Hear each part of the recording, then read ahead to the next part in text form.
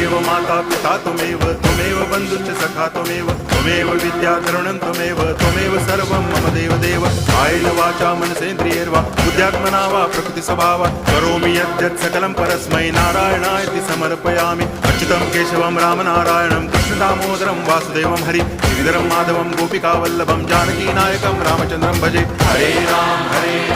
Ram Ram Hare Hare Hare Krishna